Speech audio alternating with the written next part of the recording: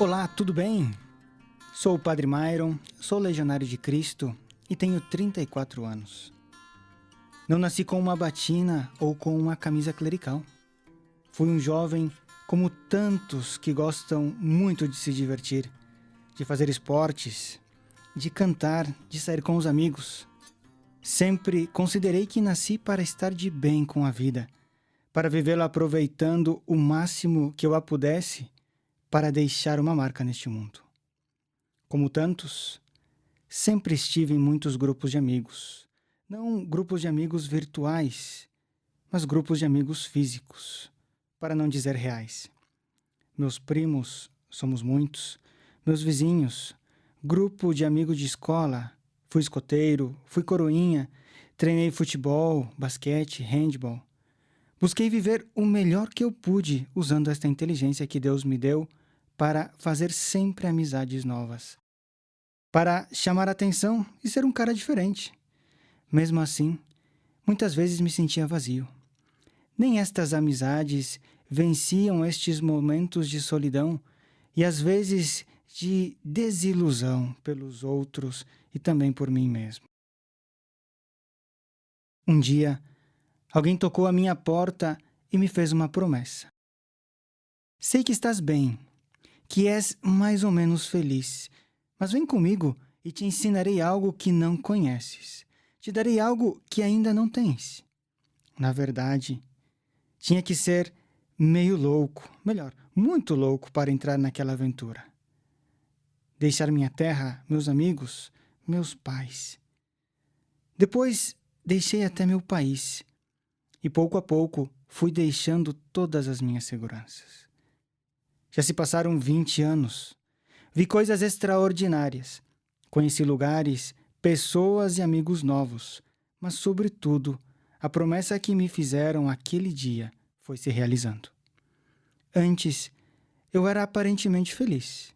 Agora meu coração está em paz e se sente profundamente amado. Porém, o momento da minha vida onde esta promessa se cristalizou não foi um momento tão belo assim. Aquilo que eu mais gostava, minha família se rompeu. Se desfez e cada um foi para seu lado, longe do outro. Mas foi naquele momento escuro e doloroso onde experimentei a paternidade de Deus. Hoje sou sacerdote. São muitas as pessoas que podem contar como sua vida mudou. Não que se tornaram pessoas exemplares, mas porque Deus veio até elas e as resgatou do lugar onde estavam. Sim, Deus. Deus não tem medo de sujar as mãos. E agora estou de volta ao Brasil depois de quase 10 anos fora dele e quero partilhar parte da minha experiência. Mas não estamos aqui para falar de mim. Este percurso espiritual das 10 palavras para uma vida plena é um caminho de sabedoria e felicidade. Algo diverso, diferente. Sei que todos querem ser felizes, mas este caminho não é para qualquer um. É o caminho que Deus mesmo nos deu para ser felizes. Mas nem todos querem saber deste caminho e menos ainda querem trilhá-lo. Para segui-lo, é necessário deixar-se guiar por Deus. Porém, muitos acham que já sabem tudo, que sabem como as coisas devem ser feitas e como se alcança a tão prometida felicidade. São poucos os que buscam acolher, entender e seguir os conselhos que Deus nos deixou para ter esta vida, uma vida abundante, uma vida eterna, para ser feliz. É o que Deus promete a quem segue suas palavras. Estás feliz e satisfeito com a tua vida? De verdade? Pode dizer que já valeu a pena viver ou achas que ainda te falta alguma coisa? Que a vida tem algo a mais para te dar?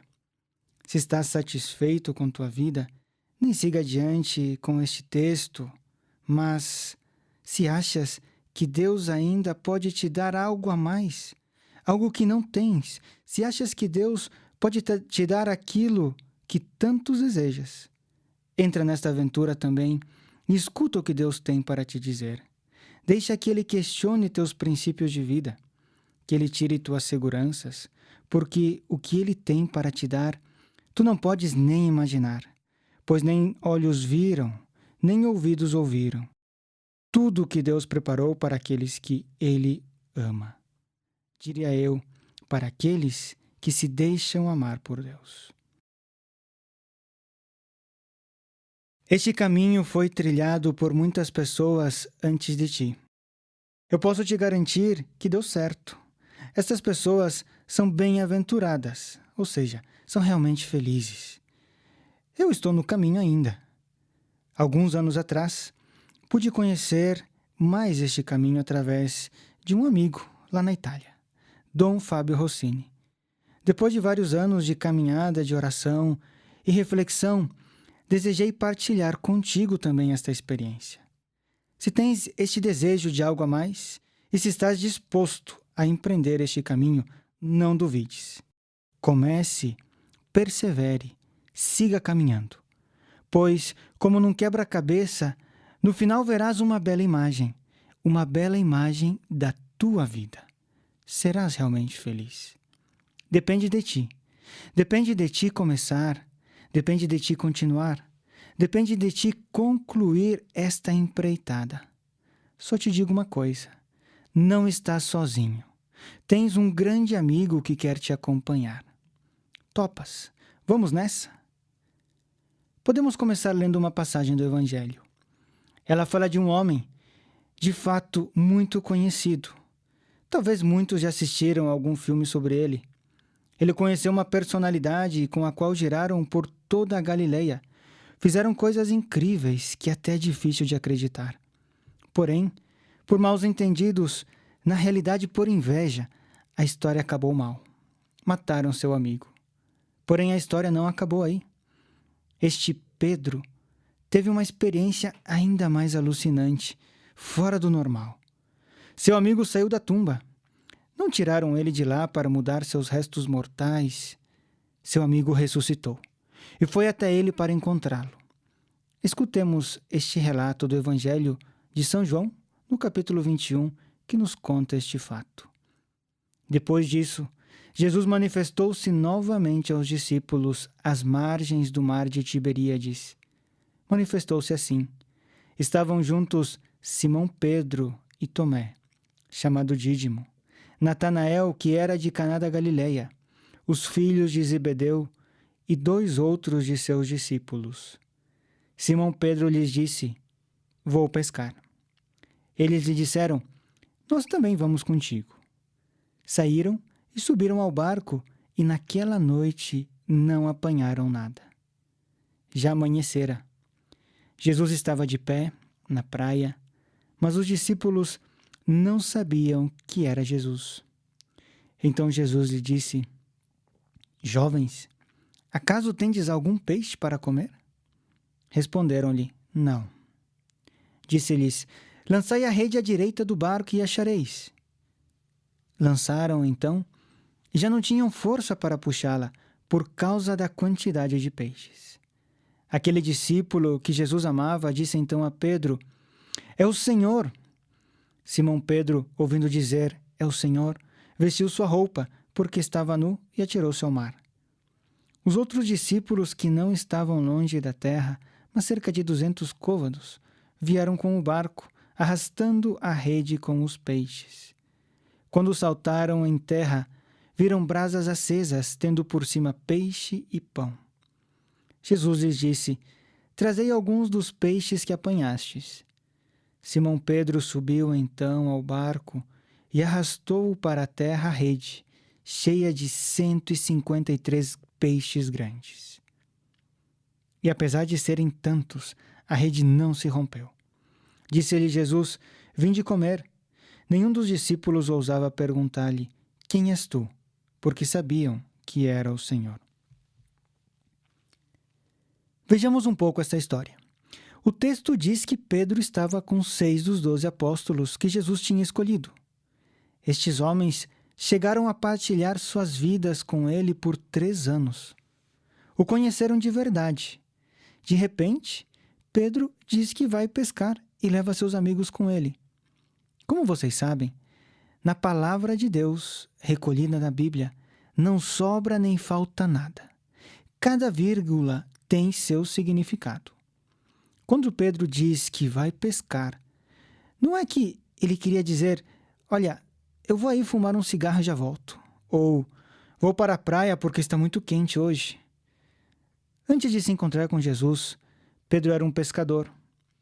Porém, um dia, ele deixou sua profissão para seguir uma vocação, para seguir um convite de Jesus. Vinde comigo e te farei um pescador de homens. Desde aquele dia, Pedro deixou sua velha vida para trás e começou a viver outra vida bem diversa. Então, quando Pedro diz, vou pescar, significa o mesmo que se teu pai saísse de casa no sábado à noite dizendo para tua mãe, olha, conheci uma menina legal e vou para a balada com ela. Ou como se o Papa João Paulo II dissesse, olha, estou voltando para a Polônia porque eu gostava muito de ser professor. Como assim? Estranho, não é? Quando Pedro diz, vou pescar, é o mesmo que dizer, volto para as coisas de antes, para as velhas coisas. Como se negando tudo aquilo que tinha mudado e feito a sua vida diversa, especial. Pedro se sente frustrado, se sente fracassado. Mas aquela noite, eles não pegaram nada. Sei que muitas pessoas estão nesta situação. Eu também estava assim. Talvez alguns de vocês foram quase obrigados a ir à igreja, a fazer catequese. Talvez estão hoje aqui somente por compromisso com alguém. Ou nem sabem bem por que você está aqui hoje. Isso também passou com Pedro. Esteve 3 anos acompanhando Jesus. Quantas experiências extraordinárias! Imagina a reação que teve quando começou a se dar conta da nova vida que estava começando. Quando viu Jesus multiplicar 5 pães e 2 peixes para 7.000 homens, sem contar suas famílias. Ou na vez em que chegou a caminhar sobre as águas.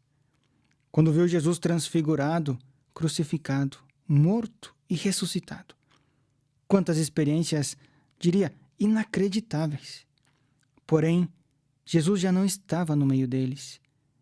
E do que ele iria viver? O que ele iria comer? Este é o seu problema. Pedro pensa consigo, o que eu faço agora? Tudo bem, o tempo com Jesus foi bom, mas agora ele já não está. E eu devo ganhar a minha vida, devo sobreviver e por isso devo cuidar das minhas coisas. Talvez tu também passaste ou estás passando por este momento. Jesus foi um momento bonito na tua vida, mas algo que já passou. E agora esta vida deve seguir adiante. Eu te pergunto, onde estás tu? Quem és tu? Também tens a rede com a qual vais pescando para sobreviver e ganhar tua vida?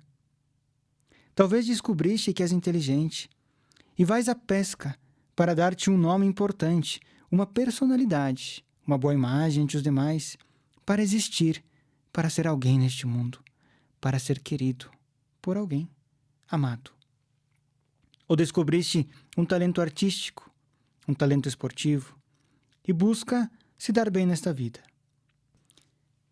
Dentro de ti também existe um desejo, uma exigência de sobreviver.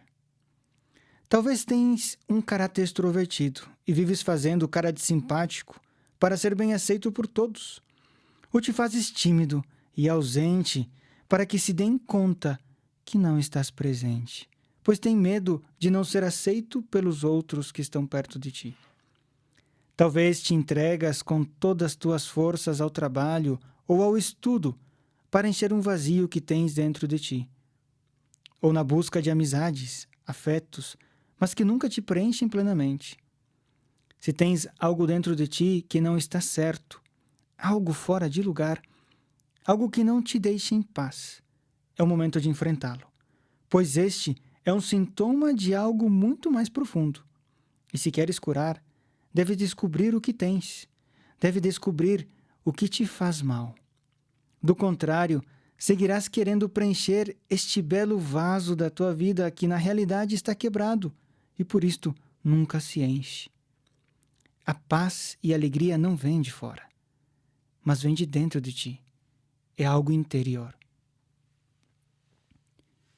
Imaginem a situação de Pedro. Jesus já não estava, sua vida parecia sem sentido. Sai de noite para fazer o que ele melhor sabia fazer para ganhar a própria vida. Porém, seu duro trabalho não foi suficiente. Passou toda a noite dando banho naquelas redes e não pegou nada. Pedro se sente frustrado e insatisfeito. O que é o mínimo necessário para viver? Água e pão? Será que somente água e pão são suficientes para dar gosto ao teu paladar? Antigamente, este pescar não era somente o meio para ganhar a vida, mas também para dar sabor à própria vida. No tempo de Pedro, não existia Nutella ou requeijão cremoso para dar gosto ao pão que te sustenta. O peixe, ademais de alimentar, dava este sabor ao pão, um sabor diferente, um sabor de alegria à própria vida. Talvez também tu pescaste durante toda a tua vida. Talvez quiseste ter um bom cargo e o alcançaste, mas te sentes ainda vazio. Ainda não é suficiente.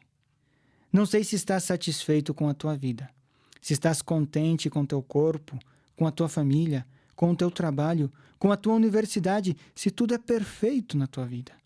Ou se andas com ela como em rodas quadradas. Se pudesses, mudarias teu corpo, tua família, teu trabalho, teus estudos, tua casa, tua cidade, teu país. Não é verdade? Quantas pessoas que não conheces bem te respondem que a própria vida é uma maravilha, mas na realidade, para os próprios colegas de trabalho, amigos e talvez até para os próprios familiares, esta vida é quase uma desilusão. Toda noite pescando e de repente chega alguém à beira do lago e pergunta: jovens, acaso tendes algum peixe para comer? No texto original grego, a pergunta já pressupõe a resposta negativa, como se dissesse: vocês não pescaram nada, não é? Esta pergunta é muito importante, mas muitas pessoas não querem fazê-la, ou pelo menos querem fugir da verdadeira resposta. Talvez não respondam nada, ou talvez dirão qualquer coisa, sabendo que não dizem a verdade. Talvez existam alguns que não estão prontos para esta resposta, seja porque a vida foi somente de pétalas de rosa e ainda não chegou nenhum espinho, seja porque sabem que não pescaram nada, que não chegaram a nenhuma parte, que diante do vazio que levam dentro de si, buscam convencer a si mesmos dizendo: assim é a vida, eu não estou tão ruim assim. Por que devo colocar agora a minha vida em discussão? Se este é teu caso, este lugar não é para ti. Tu não estás pronto para escutar o que vamos falar, o que vamos partilhar. Não estás pronto para acolher Jesus vivo e verdadeiro que te diz: felizes os pobres de espírito, pois deles é o reino dos céus. Sim, o reino dos céus é para aqueles que têm a coragem de se reconhecerem como são, pobres. O reino dos céus é para aqueles que são capazes de clamar e estender a mão para pedir ajuda a um Deus onipotente que nos ama como seus filhos. Sabes quem acolheu Jesus quando ele veio? Não foram os líderes do tempo, mas os pecadores, que tinham se equivocado na própria vida e se sentiam um tremendo peso e um vazio dentro de si. Talvez tu não sejas um grande pecador necessitado de redenção, ou sejas um fariseu como uma elegante máscara. Então, este lugar não é para ti. Sei que querias amar em plenitude, que querias perdoar de coração a quem te ofendeu, que querias ser profundamente feliz, mas não o és. Deixa de fazer a finta, deixa de aparentar o que não tens. Se queres ser feliz, deve descobrir as causas pelas quais tu não és feliz. Mas se escondes os sintomas, que tipo de diagnose se pode fazer? Depois, aparece em tua vida, como entrou na vida de Pedro, e te pedes se tem algo de comer. E tu também, como ele, deves dizer: não, não tenho nada. Apesar de todo o meu trabalho, não foi suficiente. Quando Pedro responde com sinceridade a Jesus: não pescamos nada, não temos nada para comer, então Jesus diz: lançai a rede direita do barco e achareis. Pedro pescou quase toda a sua vida naquele mar de Tiberíades. Será que não sabia onde encontrar os peixes? Esta ordem de Jesus tem 3 coisas absurdas. 3 coisas que até parecem ridículas. Será que os peixes ficam sempre à direita da barca? Será que Pedro não sabia o que ele estava fazendo? Imaginas que tu, que és médico, teu filho está com apendicite e eu vou te dar uns conselhos para que a dor passe. O que tu venhas me ensinar como eu devo rezar a missa? Até parece sem sentido. O mesmo fato de lançar ao lado direito é um absurdo. Como todos sabem, para lançar uma rede, quem já jogou uma tarrafa sabe muito bem, se deve pegar a posição de maior força, pois a pesca depende de quanto consigas abrir a rede. Até uns 200 anos atrás, todos eram obrigados a ser destros. Os canhotos eram até insultados. Quase todos eram destros e lançavam as redes pelo lado mais forte, da esquerda à direita. E Jesus pede para lançar à direita, o lado contrário. E mesmo assim, por mais absurdo que poderia parecer o palpite, Pedro lançou as redes ao lado direito. E sabes por quê? Porque ele não tinha mais nada que perder. Parece algo estranho, mas no alfabeto hebraico não existem as vogais. Destra, o lado direito que Jesus pede para lançar as redes, se diz em hebraico Yamin. A raiz da palavra, as consoantes, é Men e Nun. Em português seria M e N. Muito semelhante a emuná, com a mesma raiz, Men e Nun. O que significa fé. A destra é a parte de Deus. Por isto, Jesus senta à direita de Deus. Os bons estão no lado direito, no juízo universal. E é a destra do Senhor, a sua força, que faz maravilhas. Mas para estar junto de Deus, ao seu lado direito, ou seja, ao lado de Deus, é necessária a fé. Contra todas as regras, Pedro lança à direita e pesca 153 grandes peixes. Aquilo que antes não funcionava, aquilo que não satisfazia, agora dá certo, e não mais ou menos certo. Eles pescaram em abundância. Alguém sabe o que significa este 153? Será que tem algum significado?